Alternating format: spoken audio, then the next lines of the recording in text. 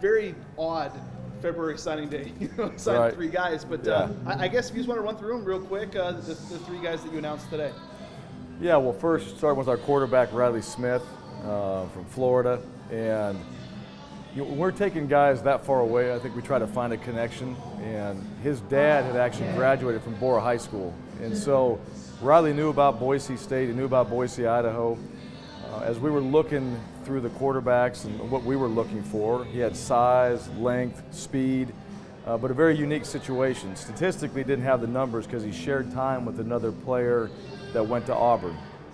And so literally back and forth with those guys on drives. And so we watched him, you could see the mechanics, and it was just a matter of getting to know him. And once we did, he was a great fit for us. So when that all happened, we went down there to see him, family, they came on a visit, the connection, this turned out to be the right place. So, he fit that need as far as the size, speed, and athleticism we wanted in the quarterback, but more importantly, student, character, all the other things, the fit was there. Tyneal Hopper from Georgia, again, another guy that, we took 3 guys kind of out of our area, also Mississippi with John Hightower, but Tyneal Hopper, a little bit later in the process, and we were looking for the tight end position. Didn't know if we didn't find it, we weren't just going to take somebody. We knew somebody late might pop, or we figure out what we do with that number. And watched him on tape, studied him, knew what type of player he was. Now I had to go find out about him, and Coach Riddle and Coach Hill went down and saw him, went to the school, did the work, talked to the coaches. And his level that he played, Roswell, that level, the 7A level, that's the highest there is in Georgia. So he knew the football that he was playing was really good. But here's a guy that played with Boise State and NCAA, and that was a connection for him that he'd known about our program for a long time. And here all of a sudden we followed him.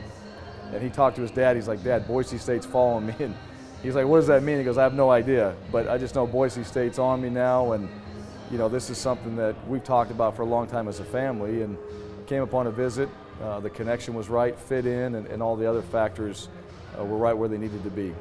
And so we got a guy that, not only is a good football player, but also the same mentality of the guys we have in this class, just wants to work, wants to come in, wants to compete, loves the game of football. And so we feel like we got a really good player at that position, which we needed.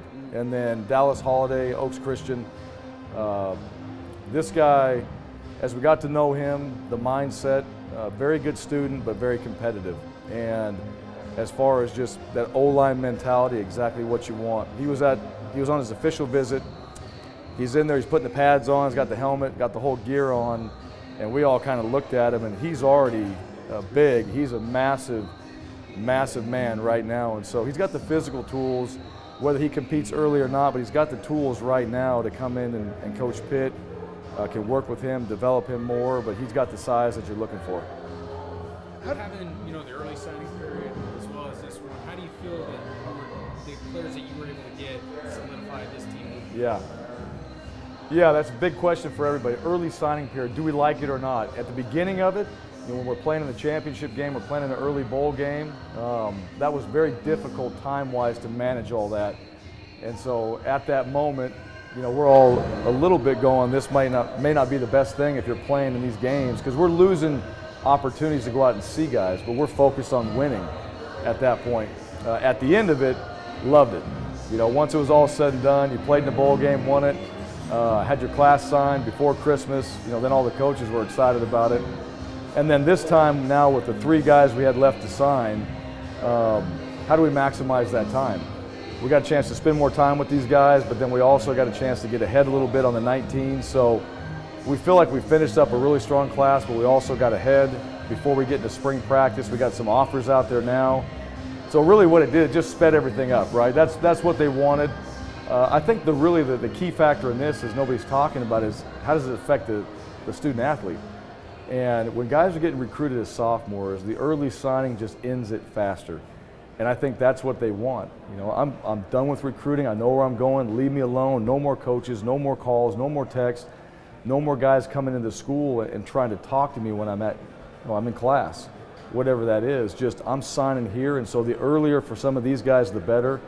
And I don't think that's going to change. I think they're still going to take advantage of it next year. If they don't, then maybe we have to relook at what we're doing. How do you speak to the character of some of these guys? Talking with Riley, about splitting time with the quarterback, and he said that it taught him how to be a good teammate and create a good environment in the locker room while competing. Right. And then Hopper was talking about, asked him what he thinks about early playing time, and he kind of said he doesn't feel like the coaches necessarily determine that. He feels like his work ethic will determine that. So maybe the unique character, or at least the attitude that those guys are bringing to the table as well. Yeah. Well, Riley's a great example because most guys in his situation are going to transfer and go somewhere else. If I'm not the guy, then I want to be somewhere where I'm the guy. And I asked him the same question, well, why didn't you do what everybody else does? The guys that he grew up with, the guys he played with, the guys that he had 7-on-7 leagues with, were all at that school. And he knew they would be good. He knew he wanted to play with those guys. He knew his situation and still chose to be there. And the bottom line was you had 2 Division I quarterbacks that are high-level players at the same school, but they're going back and forth. And so those guys, they embraced it.